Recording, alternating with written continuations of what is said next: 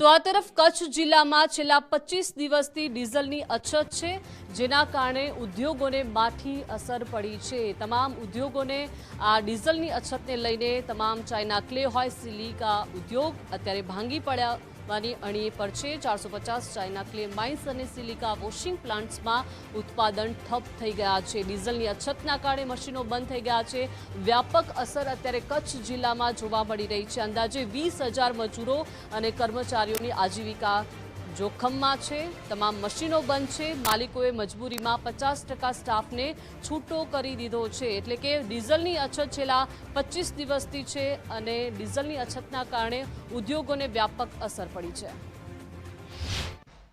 25 દિવસથી આ સમસ્યા ઊભી થઈ છે।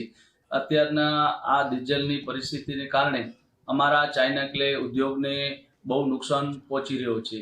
અત્યારે અમારા જે ધંધામાં જે નાના મોટા ઉદ્યોગમાં factory, washing plant, silica plant અને માઇન્સો એવી 400 થી 500 છે। તો એક પ્લાન્ટને 400 થી 500 લીટર ડીઝલ પર ડે જોઈએ, તો અમારે રોજનું 2 થી 2.5 લાખ લીટર ડીઝલ જોઈએ, તો એ ડીઝલ અમને પૂરતો મળી નથી રહ્યો।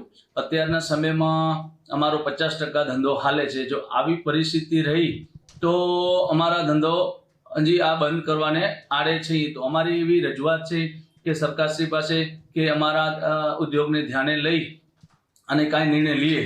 નકા હવેના સમયમાં અમારા જે મજદૂર લોકો છે, અમારા ત્યાં મજદૂરો 18 થી 20,000 માણસોનો રોજગાર ઉપર પણ તકલીફ છે।